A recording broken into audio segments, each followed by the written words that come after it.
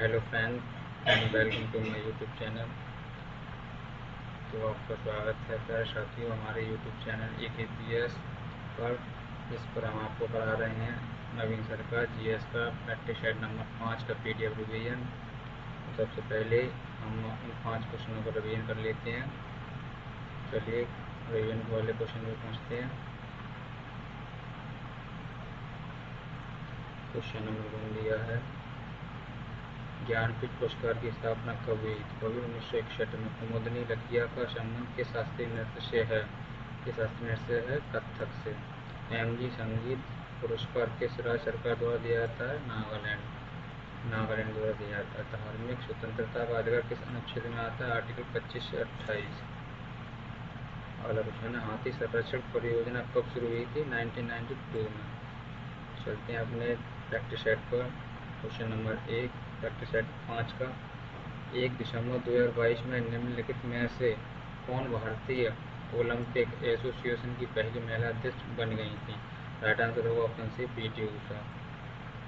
इससे रिलेटेड कुछ और भी प्रश्न देख लेते हैं। PT ऊषा पहली निर्विरोध ओलंपिक 1984 में भाग लिया, 4th रैंक रही थी।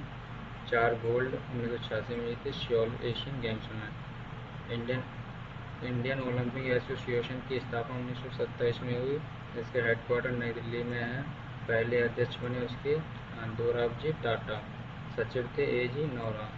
IOC इंडियन ओलंपिक कमेटी 23 जून 1894 को स्थापना हुआ।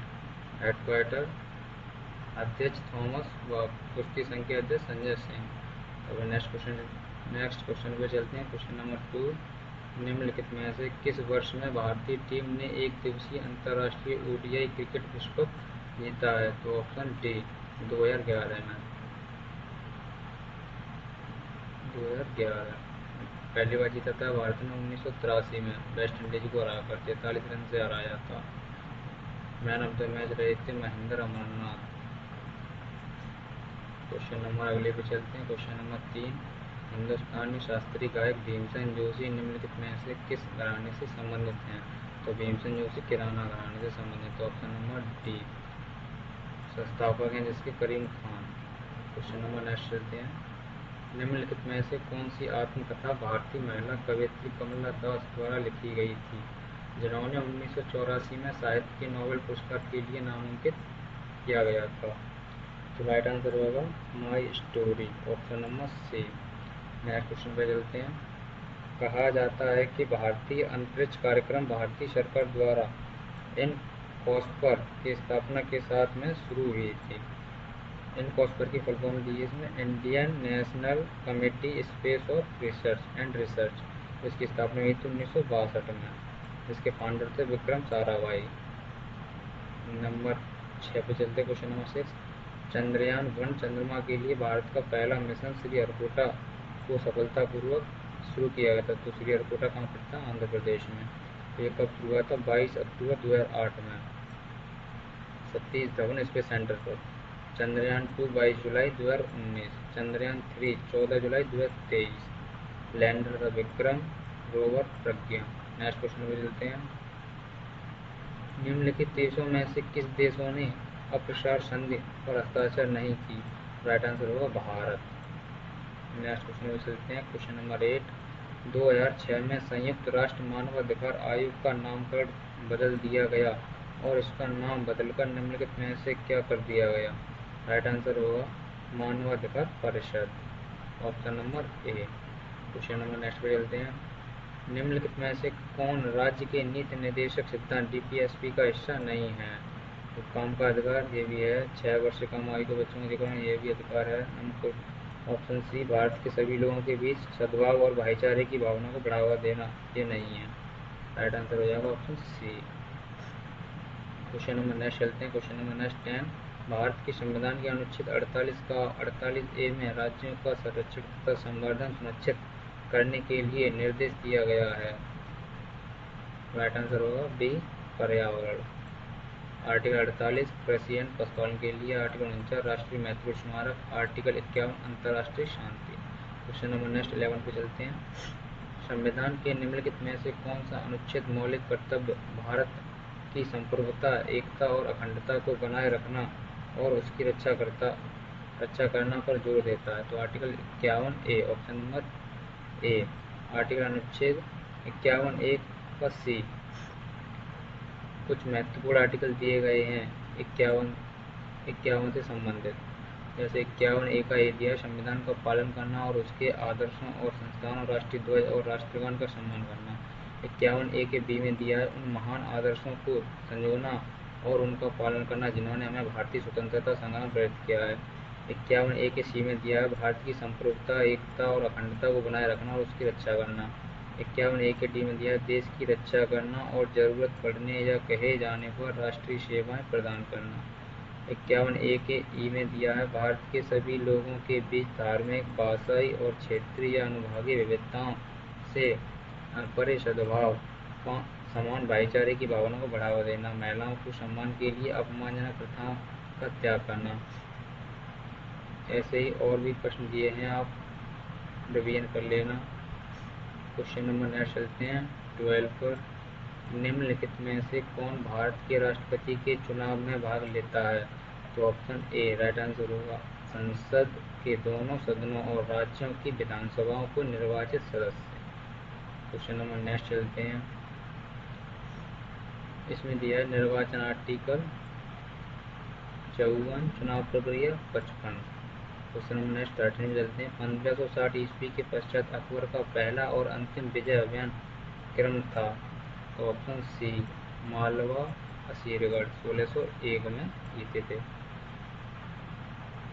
काबुल विजय हुई 1581 में, कश्मीर विजय 1586 में, सिंध विजय 1591, गुजरात विजय 1572। क्वेश्चन नंबर नेक्स्ट 14 चलते हैं। अकबर के शासनकाल में निम्नलिखित में से किस पुस्तक का अनुवाद the Razmnama book of power के रूप में किया गया? तो option D Mahabharat. Question number next चलते हैं 15। स्तंभ 2 में दिए गए बादशाह अकबर के शासनकाल की कुछ महत्वपूर्ण घटनाओं के साथ स्तंभ 1 में दिए गए वर्षों का मिलान कीजिए और नीचे दिए गए विकल्पों में सही उत्तर दीजिए। तो 1564 जजिया का उन्मूलन, 1575 इबादत खाना की स्थापना, 1579 मजहर की घोषणा, 1582 फैसला प्रणाली। तो ऑप्शन हो जाएगा सी राइट आंसर, 1 का सी, 2 का डी, 3 बी, 4 है। क्वेश्चन नंबर नेक्स्ट चलते हैं 16। निम्नलिखित में से किस युद्ध में शेरशाह ने हुमायूं को पूर्णतः पराजित किया था? तो option number D Bilgram. Shershah का मकबरा कहाँ बना? सासाराम में। 1539 में चौसा का युद्ध, 1540 में बिलग्राम का युद्ध हुआ था, Shershah Suri. Question number next चलते हैं। हुमायूंनामा मुगलों की दुनिया में एक झलक प्रदान करता है, यह पुस्तक किसने लिखी है? तो Gulbadan Begum. Option number B right answer, Gulbadan Begum. Abul Fazl ने लिखी है अकबरनामा। किस भाषा में लिखी गई है ये? हुमायूंनामा फारसी भाषा में। इंग्लिश में ट्रांसलेशन किसने किया? एस बेवरेज ने। क्वेश्चन नंबर नेक्स्ट चलते हैं 18। निम्नलिखित में से किस प्रकार के वन भारत के सबसे बड़े क्षेत्र को आच्छादित करते हैं? राइट आंसर होगा ऑप्शन नंबर सी उष्णकटिबंधीय नम पर्णपाती वन। इसमें चौड़े पत्ते होते हैं, जिसमें भारत में 38% पाए जाते हैं। मानसून वन अन्य नाम 75 सेंटीमीटर से 100 सेंटीमीटर तक बारिश वाले वन होते हैं। क्वेश्चन नंबर नेक्स्ट चलते हैं 19। भारत के मुख्यतः कितने प्रकार के वन पाए जाते हैं? भारत में मुख्यतः कितने प्रकार के वन पाए जाते हैं? 5 प्रकार के। कौन से हैं वो देखते हैं। उष्णकटिबंधीय सदाबहार वन, पर्णपाती वन, कटीले वन, पर्वतीय वन, दलदली वन। क्वेश्चन नंबर नेक्स्ट चलते हैं 20। भारत में वन्य जीव संरक्षण अधिनियम किस वर्ष लागू हुआ था? तो 1972। ऑप्शन नंबर भी राइट आंसर। ऐसे कुछ और अधिनियम देखते हैं। भारतीय वन अधिनियम 1927,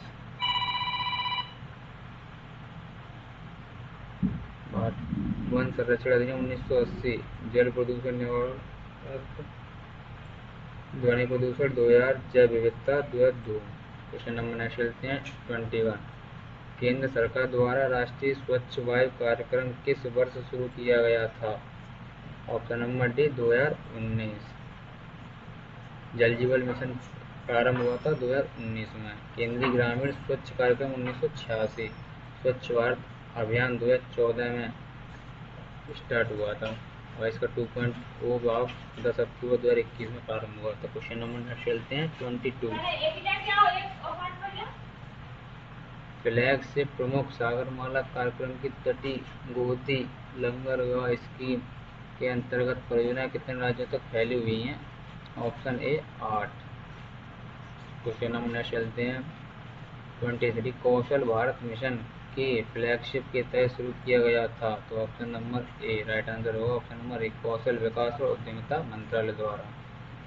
क्वेश्चन नंबर नेक्स्ट चलते हैं 24। शहरी भारत में बुनियादी ढांचे की कमी को दूर करने के लिए 2005 में शुरू किए गए प्रमुख कार्यक्रम का नाम क्या है? तो राइट आंसर होगा option number D Jawaharlal Nehru राष्ट्रीय शहरी नवीनीकरण मिशन। पीएम शहरी आवास योजना प्रारंभ हुई थी 2015 में। क्वेश्चन नंबर नेक्स्ट चलते हैं 25। भारत सरकार की प्रमुख योजना उजाला ने जनवरी 2022 में 7 वर्ष पूरे किए। इस योजना के तहत बिजली मंत्रालय ने वितरित किए थे। राइट आंसर होगा option number C LED bulb 7 से 12 वाट के थे जो कि। तो चलते हैं, आपको क्लास बहुत अच्छी लगी होगी। क्लास अच्छी लगी हो तो वीडियो को लाइक ज़रूर करें और आपको जितने आंसर पता हो वो कमेंट में ज़रूर दें। आपको आज का गृह वर्क देख लेते हैं। प्रधानमंत्री सहज बिजली हर घर योजना सौभाग्य कब लॉन्च हुई? इसका आंसर कमेंट में ज़रूर बताएं। थैंक यू दोस्तों। जय हिंद, जय भारत।